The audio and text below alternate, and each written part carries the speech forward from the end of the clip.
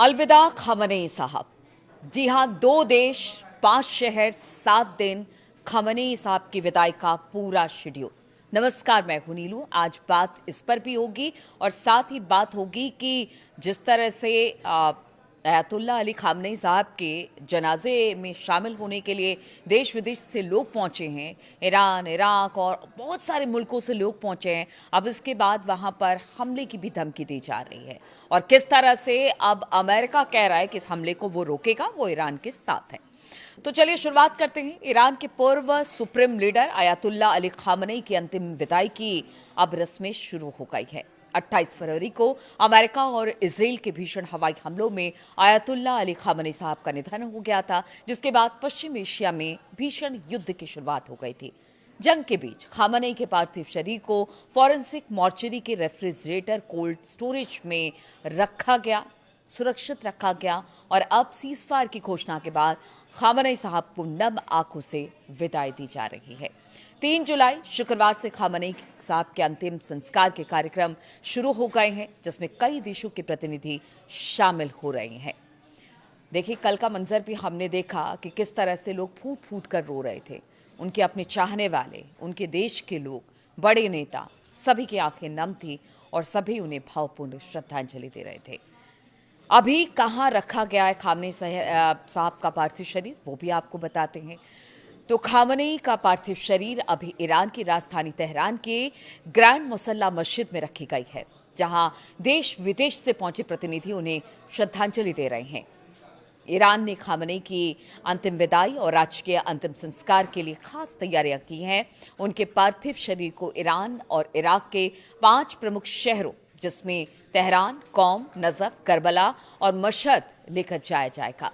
Tehran की बात की जाए तो ईरान की राजधानी तेहरान है, जहां पर 3 जुलाई से खामनेई साहब को अंतिम विदाई देने की जो रस्में हैं वो शुरू हो चुकी हैं।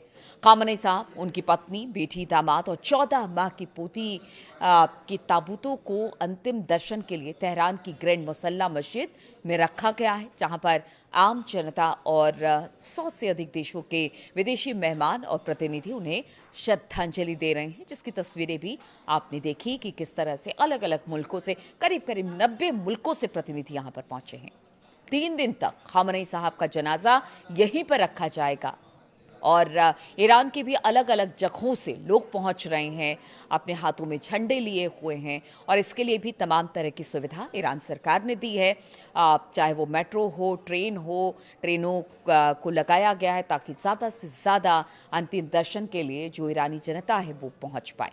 देखिए, 6 जुलाई को तेहरान के विभिन्न हिस्सों से खामनेई साहब की अंतिम यात्रा निकाली जाएगी, जिसमें लाखों लोग शामिल होंगे और इसके लिए अभी से लोग तेहरान पहुंचने शुरू हो गए हैं। अब बात करें कोम की, तो चौथे दिन यानी कि ईरान की राजधानी तेहरान से खामनेई साहब का पार्थिव शरीर कोम लेकर जाया जाएगा।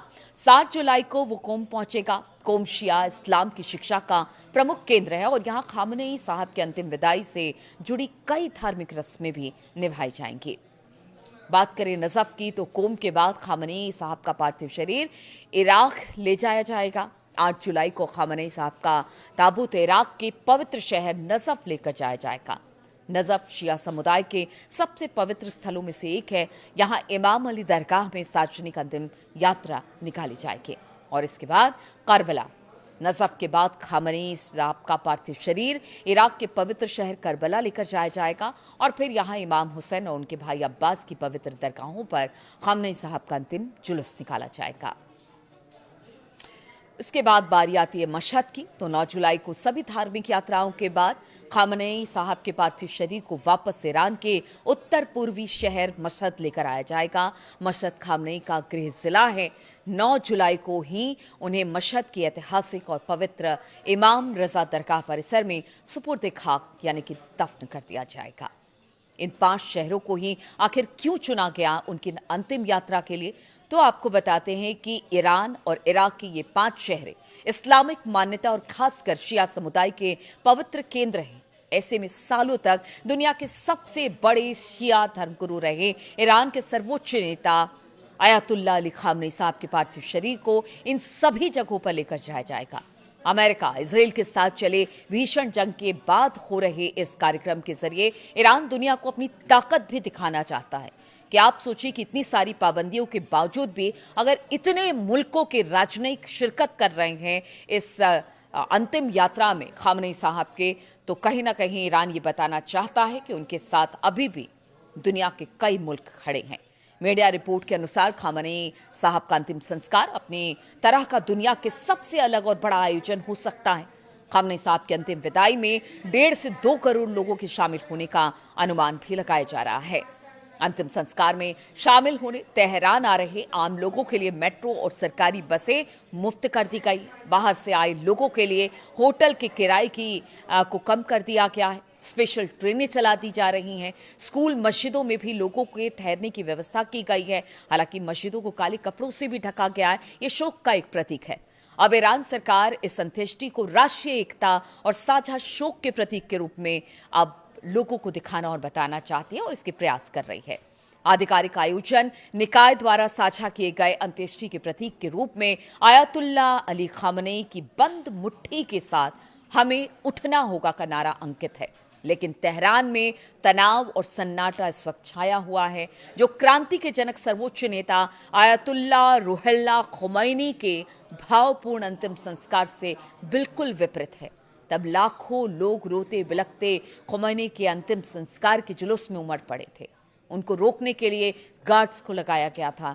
लेकिन आज जिस तरह से आज से जो कल से शुरू हो गया है आयतुल्ला अली खामनेई साहब के अंतिम यात्रा का दौर, उसको लेकर इस वक्त पूरे ईरान में गम का माहौल है और ये करीब 4-5 दिन तक चलेगा। लेकिन इसी बीच एक बड़ी खबर सामने आ रही है। बताया जा रहा है कि हो सकता है कि इजराइल इस दौरान हमला कर दे। देखिए, बात मुसाद की हो रही है तो हमने पहले भी देखा था कि किस तरह से हमास के चीफ को भी मारा गया था जब वो एक कार्यक्रम में ईरान पहुंचे थे। अब ऐसे में चाहे वो 1-2 करोड़ लोग हों, बहुत सारे लोग हों, लेकिन क्या पता क्या हो जाए। इसीलिए ईरान ने भी अब धमकी दे दी है इजराइल को कि अगर आपने इस कार्यक्रम में खलल डालने की कोशिश की तो फिर इजराइल को बख्शा नहीं जाएगा। और इसीलिए अब अमेरिका भी एक तरह से कह लीजिए कि ईरान के साथ है, क्योंकि ईरान को लेकर उसने कहा है कि हो सकता है, और एक तरह से आगाह ईरान को अमेरिका ने किया है। आप सोचिए, जिनके हमले से खामनेई साहब की मौत हो गई, अब वो भी ईरान के साथ खड़ा है और ये बता रहा है कि हो सकता है कि इजराइल हमला कर दे। इसी बीच खबर ये भी आ रही है, देखिए बहुत सारी बातें, इस बीच खबर ये भी आ रही है कि डोनाल्ड ट्रंप ने नेतन्याहू को अमेरिका मिलने बुलाया है।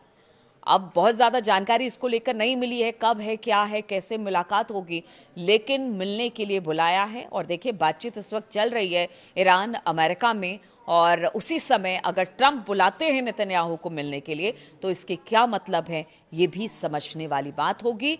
लेकिन इस वक्त पूरा ईरान गम में डूबा हुआ है और खामनेई साहब का बदला लेने के लिए, और लगातार अमेरिका के खिलाफ हमने सड़कों पर भी देखा कि किस तरह से इनकलाब मतलब मुर्दाबाद के नारे वहां पर लगे, अमेरिका को लेकर मुर्दाबाद के नारे ईरानी जनता की तरफ से लगाए गए। तो यानी कहीं ना कहीं गुस्सा है, मातम के साथ गुस्सा भी है कि अमेरिका और इजराइल के हमले में ही उनके बड़े नेता की मौत हो गई, तो बदला तो लिया जाएगा। लेकिन देखिए, चूंकि इस वक्त बातचीत चल रही है, लेकिन इसी बीच अगर नेतन्याहू और ट्रंप मिलते हैं तो ये भी बड़ी खबर है। और साथ ही साथ अगर ईरान पर किसी तरह का भी कोई भी हमला, छोटा हो बड़ा हो, किसी तरह का भी हमला होता है तो वो भी कहीं ना कहीं एक बड़े युद्ध की तरफ संकेत करेगा। तो गम का माहौल है और गम के माहौल में ही सारे लोग इस वक्त डूबे हुए हैं, लेकिन बातचीत अपनी जगह है, वो चलती रहेगी।